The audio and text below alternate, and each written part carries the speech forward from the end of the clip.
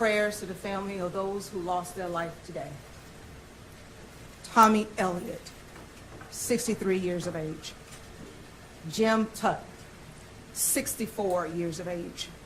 Josh Barrick, 40 years of age. And Juliana Farmer, 57. We have a total of 9 victims who were treated and are being treated at University of Louisville Hospital. 3 which are in critical condition, including our officer. 3 who are listed in non-critical condition, and 3 who have been treated and released. The 2 officers who were struck in exchange of gunfire, one of the officers, he was grazed to the left side, and the other officer suffered minor injuries to the elbow. I just want to let everyone know that the officer who is in critical condition today, Officer Nicholas Wilt, 26 years of age, just graduated from the police academy on March 31st. I just swore him in, and his family was there to witness his journey to become a police officer. He was struck in the head, engaged in this incident. Nick has come out of brain surgery and is in critical but stable condition as we speak. I've been down there with the family and given my love and support. Been with all the families today to show our love and support for them, and if anything else that they need from LMPD, we will provide that. The next few days are important and very critical for Nicholas's recovery. This will be a long, complex investigation involving local, state, and our federal partners. I'll be remiss if I did not acknowledge our federal partners who have just been outstanding, our local partners, ATF, FBI, I thank you. Our local partners, University of Louisville Police, EMS, Emergency Management Services, thank you. Thank you for everything. And for my LMPD officers who took it upon themselves to not wait to assess everything, but just went in to stop the threat so that more lives would not be lost. Thank you. Thank you for showing up, even when sometimes you are just felt like you're not appreciated. But I asked my officers when I addressed them today, if we don't do it, who will? And so they're very committed, and their resiliency showed today, and their professionalism showed today. I want to thank the governor. I want to thank the mayor, who has been with us every step of the way through this trying and critical time. But I want to encourage the public, if you have any additional information, please call 574-LMPD and assist us. This should not continue to happen. Evil should not try to prevail and take over our city, and we let it happen. So I'm encouraging everybody that we unite and that we continue to do the good work, and LMPD will continue to keep this community and this city safe.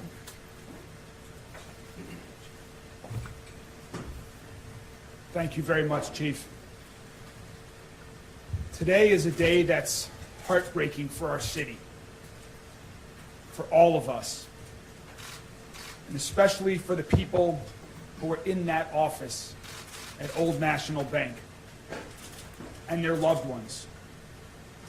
We just heard the chief give the names of the people who lost their lives in this mass shooting this morning. One of them was Tommy Elliott, a very good friend of mine, of the governor's. To Tommy's family, to the families of Jim Tutt, Josh Barrick, Juliana Farmer, Rachel and I join you, the families across our entire city and beyond, in grieving this shocking and painful loss of your lives. The chief, the governor, myself, we visited in the hospital this morning with several of their families to offer them our support and our love during this unthinkable day. we will continue to offer our support and love and anything else we can provide to help them. We were also there, along with several of my colleagues from Metro Council, to thank and support the officers of LMPD for their heroic work today and every day. And say thank you to the new graduating class who was there to support their colleague, Officer Will, as he continues to fight for his life. Let's be clear about what this was. This was an evil act of targeted violence. And to add to that tragedy, a few blocks away, shortly after this happened, another man lost his life, and a woman was shot in a completely different act of targeted violence. The two incidents appear to be entirely unrelated, but they both took lives. They both leave people scarred, grieving, and angry. I share all of those feelings myself right now. This is really difficult for all of us across the entire city to process and accept. I ask that we respect the needs of the families and loved ones of the people whose lives were lost today, and the people whose lives will never be the same. I'm a survivor of a workplace shooting. To the people who survived, whether you were physically hurt or not, I know that you're hurting too. We are here for you as well. To the survivors and the families, our entire city is here to wrap our arms around you. We've set up a family assistance center through the Red Cross to provide support and services to those families today and in the coming days, weeks, and months ahead that we know will be challenging. To provide you with whatever you need to deal with the trauma of this moment. The same applies to our police officers and first responders. Our city is here for everyone impacted. We are a strong city, and we will be here for support. As the chief mentioned, our LMPD officers went into that building knowing that they were risking their lives to save other lives. And that's exactly what they did. They exchanged gunfire with the shooter. To Officer Wilt and his family, we will continue to pray and support you. To the other two LMPD officers who were injured, thank you and all of your colleagues for your service today and every day. I also want to thank all of our other first responders, fire, EMS, Jefferson County Sheriff, state and federal agencies that are helping us at this time. And to Dr. Smith, to you and all of the other doctors and nurses and team at U of L Health for your work today and every day, you too are saving lives in our city, and we thank you. For the rest of us in our city, let's hold each other close and provide comfort where we can. That's what we've done in the past, and that's what we must continue to do now. We've already received offers of assistance from people across this city and country. Thank you. By the end of the day, we'll be providing specific information on how to provide donations to those impacted today if you would like. We will also have more information by the end of the day about a community-wide vigil for the targeted acts of violence that happened today and any day in our city.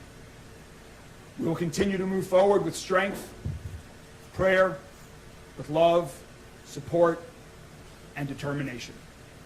Thank you all. Now I'm going to turn it over to Governor Andy Beshear. Governor.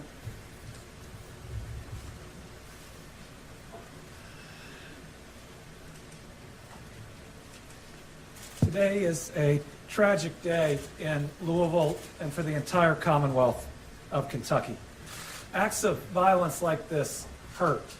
They tear at the fabric of who we are, at our society, at our state, at our country, and this city.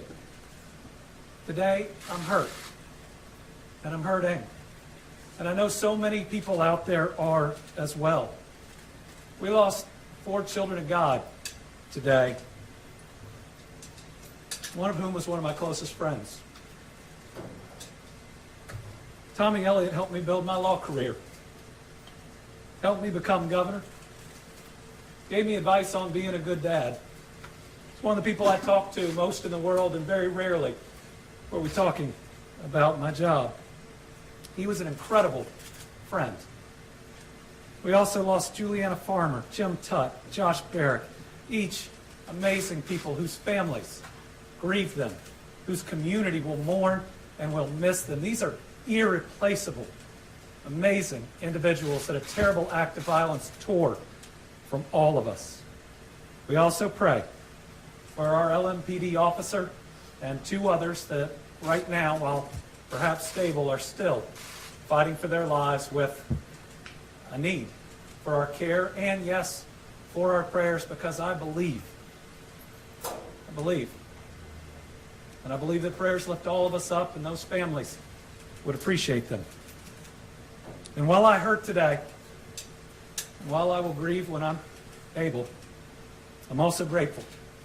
I'm grateful for an incredibly quick response from LMPD, the Jefferson County Sheriff's Office, Louisville Fire and Rescue, Louisville Metro EMS, getting to this scene in 3 minutes.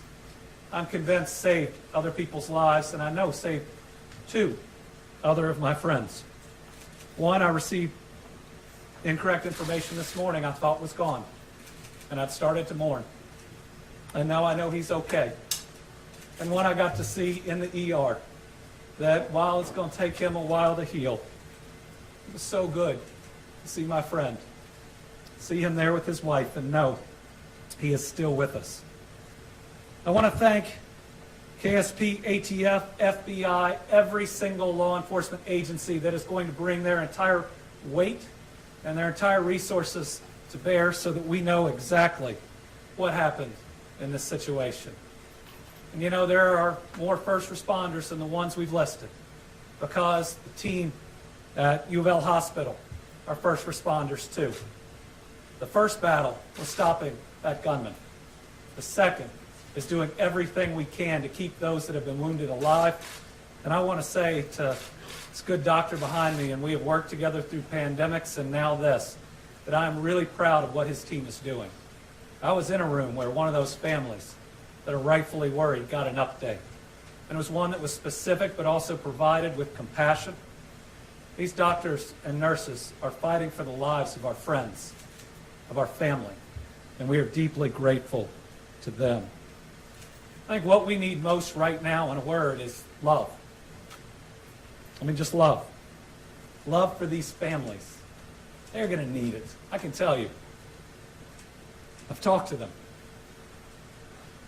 I'm very close with one of them. They are going to need that love, and we need love for each other. It seems like we argue so much in this country, so much anger.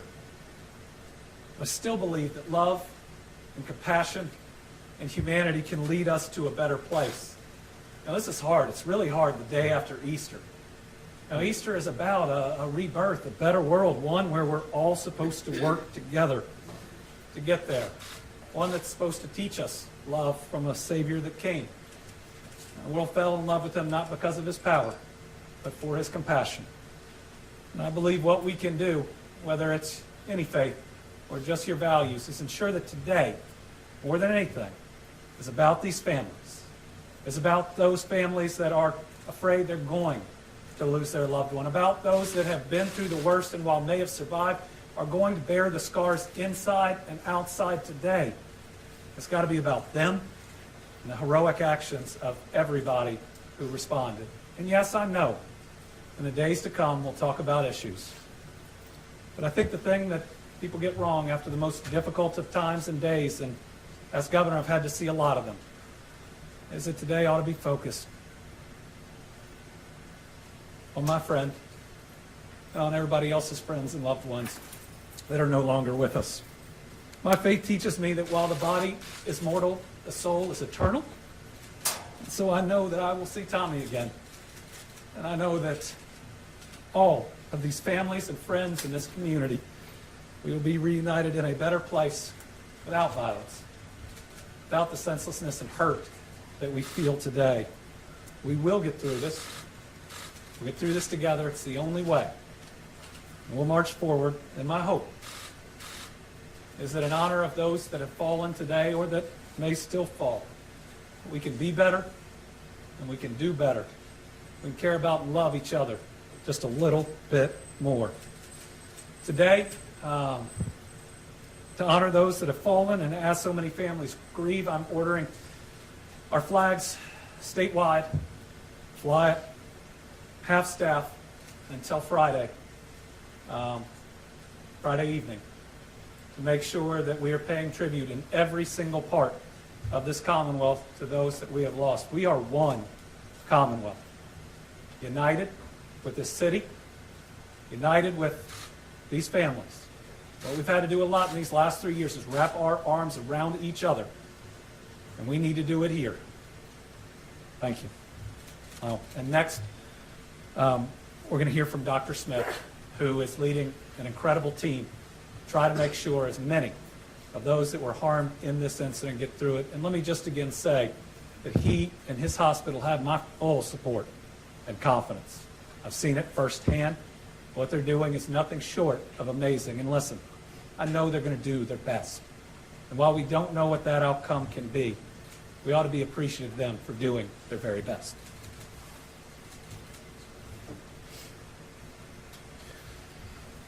Well, thank you very much for that. As was reported, this morning, University of Louisville Hospital received 9 patients, 3 of which are currently in critical condition. The 3 that are in critical condition did require operative care from our trauma team and our emergency department services. We were able to release 3, and 3 are currently still in our hospital with non-life-threatening injuries. I want to say thank you to Louisville as a city. I want to say thank you to our police officers and our EMS services. I have no doubt in my mind that they saved lives today. I think they, as many in the healthcare industry, have been through a difficult time recently, but they have stood up and stand up for Louisville and the people of Louisville constantly. And they have our thanks from U of L Health. I also want to thank my nurses in the emergency department, my physicians in the emergency department. Through all of this, they remained as the professionals that they are. They were able to care for a large number of people coming in severely injured in a very short period of time.